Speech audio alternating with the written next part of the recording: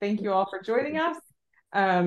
Welcome to ICCS's Journal Club, which is held on the second Tuesday of every month. Tonight we have Chris Edsall joining us, who is one of the ICCS co-directors. He is also the head of research software engineering at the University of Cambridge, and I will let him take over. Thank you very much, Marla. I should have given you the extended bio, which has even one more hat. So as well as head of RSE and co-director of the ICCS, I'm acting principal engineer of the Cambridge Open Zettascale Lab, which I'll talk about in a few minutes' time when we get to it in the slides. But that's sort of intersection of two interests of mine is this talk on energy efficiency in HPC. There we go.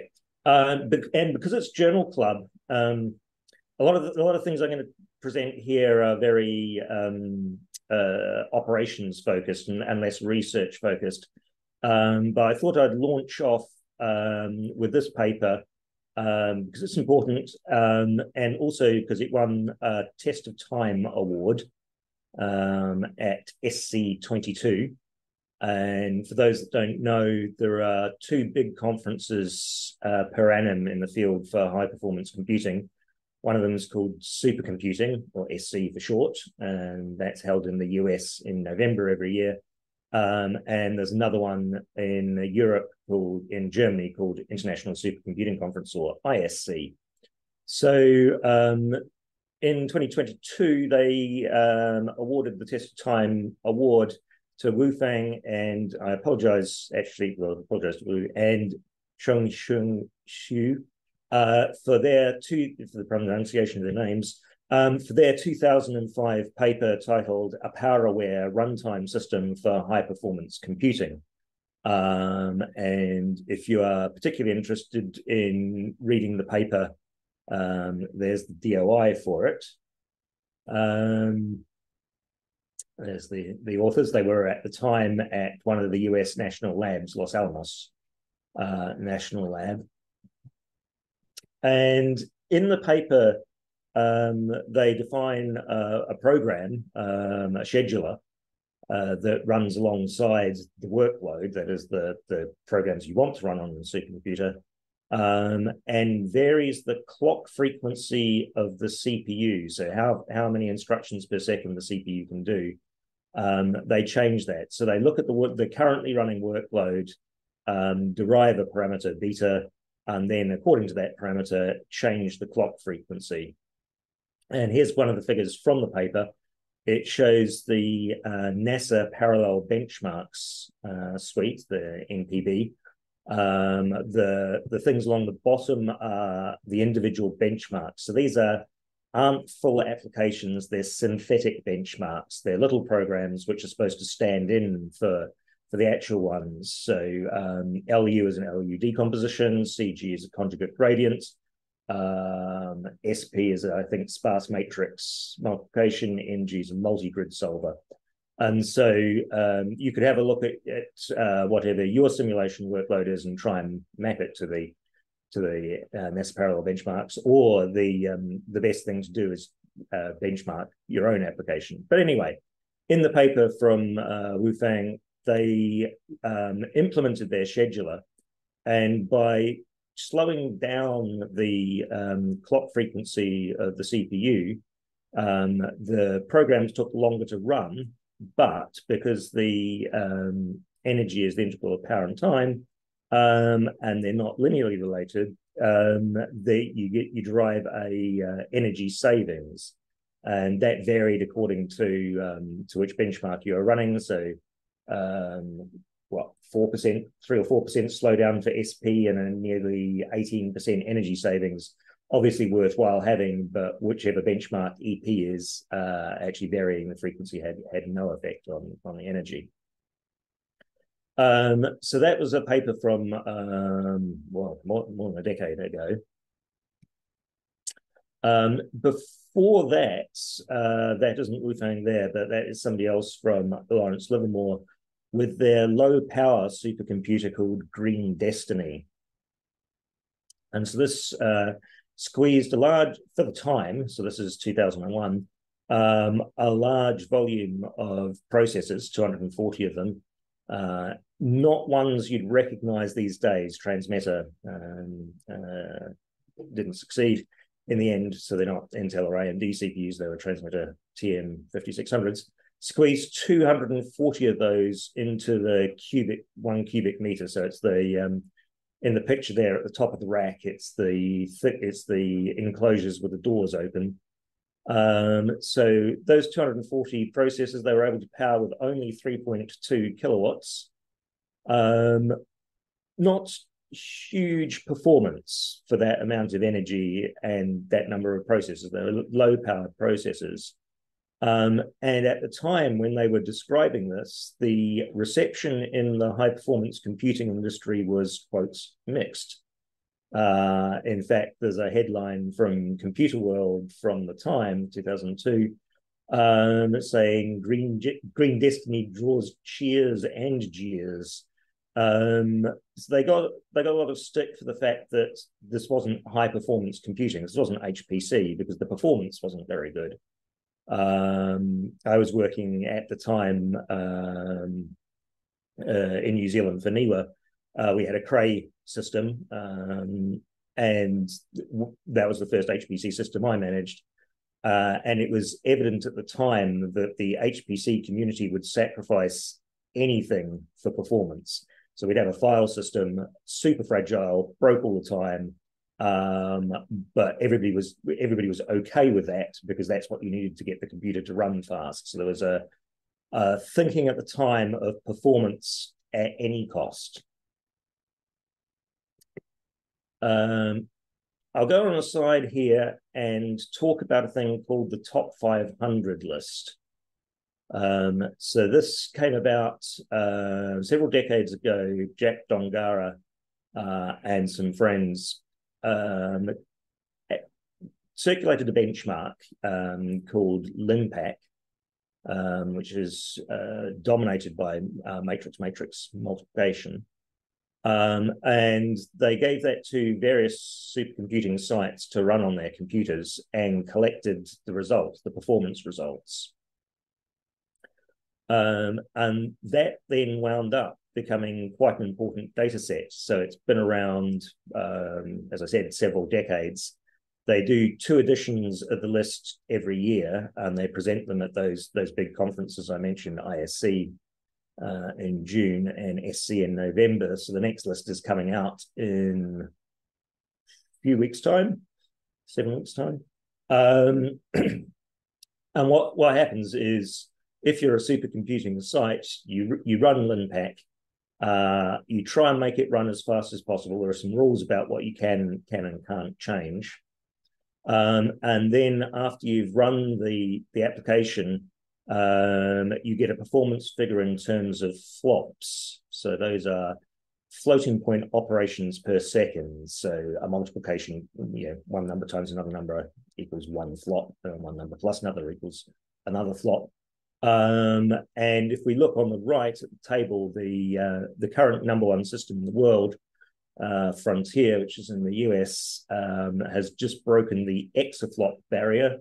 The second column across, which says petaflops per second, 1,194 petaflops, or 1 exaflop. The second column with the larger figure is actually the peak theoretical flop count. That's calculated just by looking at the architecture of the machine, how many floating point units it's got, and doing some calculations.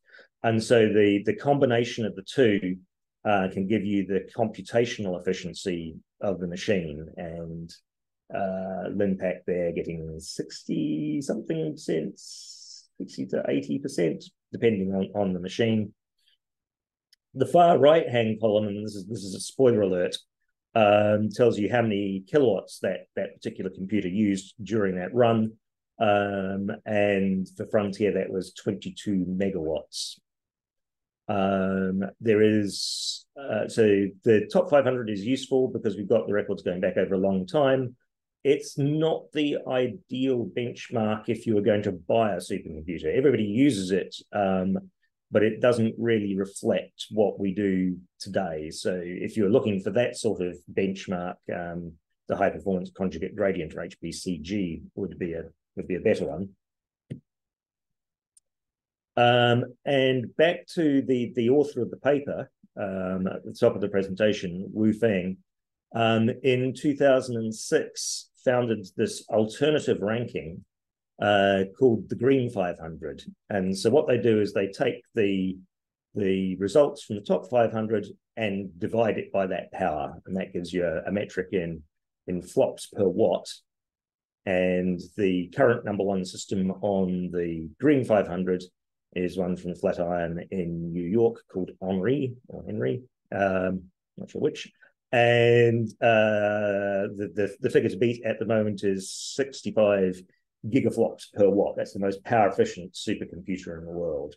There might be bigger ones, but this one gives you best bang for the energy buck. Coming back to the University of Cambridge, and I told you I would explain the Zetascale lab. So a few years ago, we started with some industry funding, an organization called the Cambridge Open Exascale Lab. Open being that we intend to publish our results. So we've got a GitHub, and we'll publish in the open literature. And Exascale was, at the time, a goal that people were shooting for. As you see with Frontier, we've now achieved that. So we've moved the goalposts on the next power of 10 to the 3 up to the zetascale. That is a zettaflop of computing, or a zettabyte of data. And the purpose of the lab is to try and figure out what would be needed to make a supercomputer that big. We're obviously not going to get there anytime soon, but we need to start figuring out what would be needed now, so that by the time we do need it, we do know. And we aren't the only people in the world undertaking this sort of investigation. The American Exascale Computing Program has covered a lot of ground, so we're not going to research absolutely everything about zetascale computing. We've chosen 7 themes, and one of the themes, as you see, is energy efficient computing. So you imagine you take if you take the current state of the art in Frontier at 22 megawatts and have a computer 1,000 times bigger, that's 22 gigawatts of power, and that's unrealistic. So we need to address this if we're going to do more computation.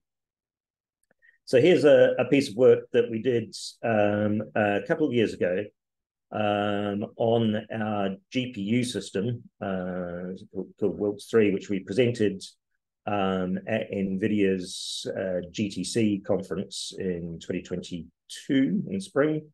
And so one of our colleagues, Athena, who does have a Vesri connection, she's worked with the SACIT project before she left and went to NVIDIA. But when she was with us, as well as doing Vesri work, she did some Zetascale lab work.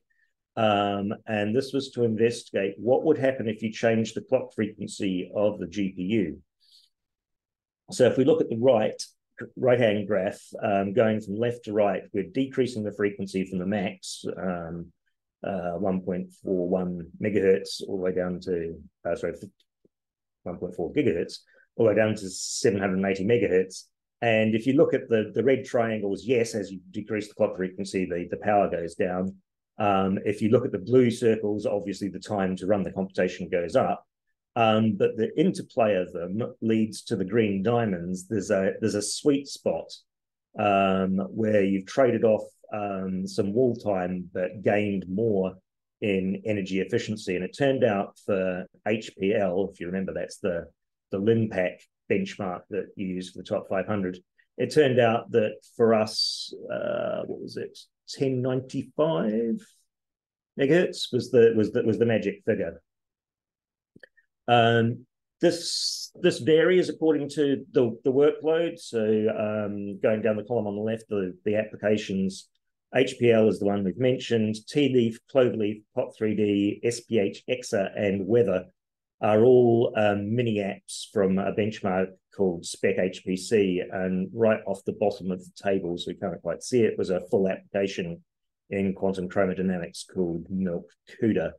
And if we just look at the far right-hand column, the energy delay squared product, which is what electrical engineers like to look at, the way to read that is the red figure is how much you traded away in wall time, how much longer the job ran, and the green figure is how much energy savings. So if we look at weather, you can trade 1.13% wall clock time for 13.6% energy savings. So even though it's not quite as fantastic as the result for HPL, it's still something worth having. So as a result of that work, we did our impact run and we put it in, and although we weren't the biggest system in the world, we were number 3 in power efficiency on our 320 NVIDIA A100s, scoring 28.1 gigaflops per watt. And if anybody can remember back 2 slides, the current state of the art 3 years later is 65 gigaflops per watt. So in 3 years, we've doubled the energy efficiency of high-performance computing systems, which is pleasing. So we've spent some time wiring up our systems so that we can look at it, both in operations and to perform some experiments on it. So this is part of our piece of work on observability. The outputs of that are things, dashboards like this. The grey bars are how many kilowatts one rack of computing equipment takes. And so we've got some low density racks at 20 kilowatts and some high density racks pushing 40 kilowatts.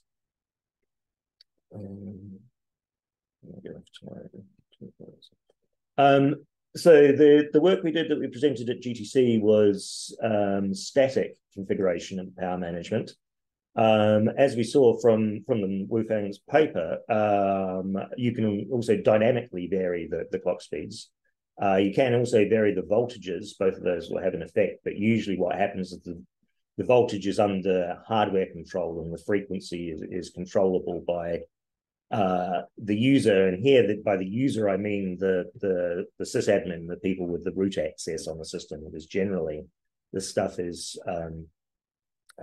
not changeable by the users. But we did make that configuration on our GPU systems, so you can request a different clock frequency. So two pieces of software that could implement this: Intel's GOPN for power management, and the Barcelona Supercomputing Center make another piece of software called EAR. I can't actually remember what EAR stands for, but we're in the lab here. We're looking at GOPN. And this is where I failed to find the graphs. That is the work in progress from our placement student, Matt Walker. So similar to what Athena did, he ran the Spec HPC workload. We could run a few more of those benchmarks because this is CPUs rather than GPUs.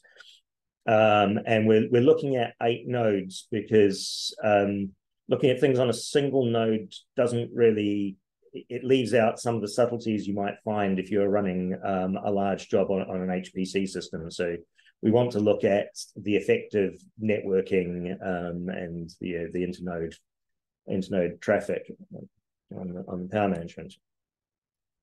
Widening it out from Cambridge, in the UK, our main science funding agency is UK Research and Innovation, or UKRI. And over the last year, they've had a project which they call Net Zero DRI, where that stands for Digital Research Infrastructure, which I think in the US might be termed cyber infrastructure. And they were looking at net zero across all of the portfolio of research activities that they fund. That includes some things like vessels and planes, which I'm glad those are in there, and light sources. I'm glad those are in there because they make the HPC look good. But the HPC is in scope as well. And so they asked the community to come up to propose some research projects. And the ones on the right were were the ones that were funded. I don't include the results here, but HPC Jeep is worth looking at. Andy Turner and Alistair Basden from Archer and Cosmo, respectively, did some interesting stuff on static power management and codes from different domains. Are material science codes better in terms of energy efficiency than weather and climate codes? And the answer is no, it's the other way around. One of these that I did want to pull out is energetic. And this is a graph from their work. So they were doing just one single node, but in that node, they had the same node. They had a CPU, a GPU, and an FPGA, and they were using software power management and physical power management to get the information. And so because it's easier to do software power management, I was quite pleased by these results to see that if you have a look on the left graph, the blue and the green bars are very similar. So the software measurements are a good proxy for the actual power. Another thing to note here, if you're a researcher running a climate model or a weather model or an ocean model or something, is the energy efficiency to do the same calculation, or the total energy used to do the same calculation on a CPU versus a GPU or an FPGA. If you can run your code on a GPU, you probably should.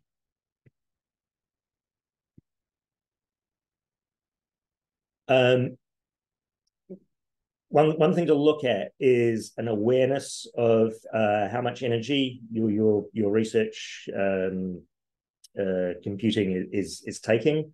So there are various calculators you could use to look at this. This one here from my colleague Christopher Woods at the University of Bristol on his GitHub, Chris Woods, GitHub.io, how much is enough? That has a bunch of drop-down boxes. It says they're a custom supercomputer, but he's predefined other ones. So it's got definitions for Summit or Archer or other computers you might use. You can put in the parameters of your job, and you can say you can get a comparison for what country you're in, because obviously the energy mix in different countries is different, and it'll contextualize your computing work and tell you how far that would be flying long haul economy, or how many houses that would power. Very similar calculator for Loic Lanalog from the University of Cambridge is this one called Green Algorithms. There's a similar concept. You plug in the parameters of your computation, and it gives a context for the emissions in CO2 equivalent and various other ways you could have used that amount of carbon dioxide. If you are running on the UK's national HPC system, and this may apply to other systems, I'm not sure. The reason it works well on Archer 2 is because HPE, or Cray as it was when they built it, have integrated the power management into the system quite well. So it's easy for the admins to turn on the thing in Slurm that logs all of the power used by the job. And as a user, after you've run your job, you can run this S-account query with your job ID and pull out various things, including the consumed energy in joules. And so you could run your own experiments by varying things and seeing whether that made your calculation, whether it made it better or worse in terms of energy efficiency. What we're looking at there was the direct measurement in joules, say, but there's a indirect linkage to CO2 emissions to do with the carbon intensity. And so this can vary, for instance, by space, where you run your job. So Google has an API for this, and you can query it and figure out that you can see in the table the ones with the green leaves on and low CO2 are good places to run your workload, and the ones without maybe not so much. that of course relies on you having the freedom to move your workload around between, say, Belgium and London or the Netherlands. On the right-hand graph, this is from the UK's national grid, so the people who distribute power. They have an API which will give you a forecast for how intense the grid will be at some point in the future. So if you have the luxury of being able to choose when you run your workload, you could run it at a time when the same amount of computing will emit less carbon dioxide. And so this brings us on to a conference in the UK called Collaborations Workshop, which was attended by Marion Edsall from ICCS earlier this year. And they wrote a blog post called Tackling the Environmental Impact of Research Computing. So it's got some of the links to the same resources that I've got here, plus some other better ones. And one of the activities of the SSI workshop was a hack day. And so in the hackathon, they posed this thing called the Climate Aware Task Scheduler. So basically implementing the idea from beforehand that if you know when the carbon intensity will be low, then you can kick your job off at that particular time. So this is obviously not a production thing. It was whipped up in a day or so. It uses ACT rather than Slurm as the job scheduler, but it does prove the point. And I believe they won the prize for the best project in the hackathon. One of the other things you can do, and this is very popular in the AI space, ML space, who are now large users of computing resource, probably much larger than the simulation community in high performance computing. They use mixed precision. So classically, we would run our climate model with double precision values, so 2 times 32 bits or 64 bits, because we're repeatedly iterating these calculations, and the errors would accumulate if we didn't keep all of the units of precision. And so traditionally in the weather and climate community, we've always used 64-bit numbers when we could. It's not the case that every calculation requires 64 bits. And so if you can get away with 32 bits, this is much better on your wall time and much better on the environment.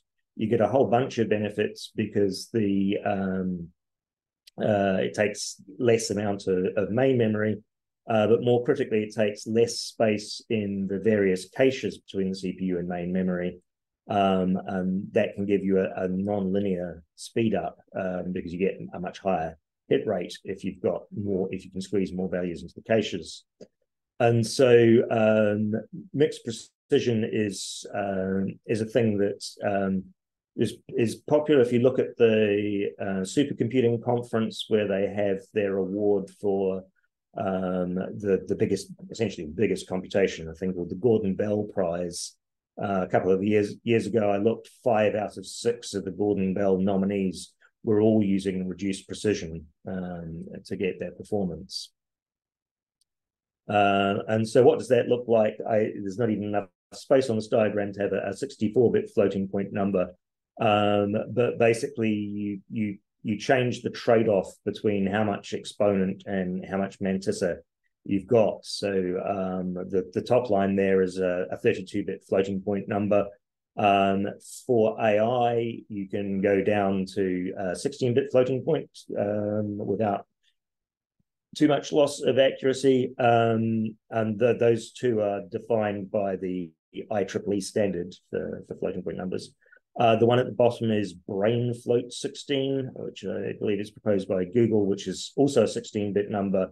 That has a different trade-off between the number of bits that are assigned to the exponent and the mantissa.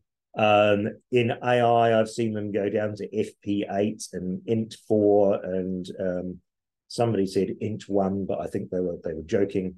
So you can get a lot of performance by using lower precision numbers in machine learning. The question is, can you do, I believe it's an open question, whether you can do this in simulation and still maintain the accuracy you need.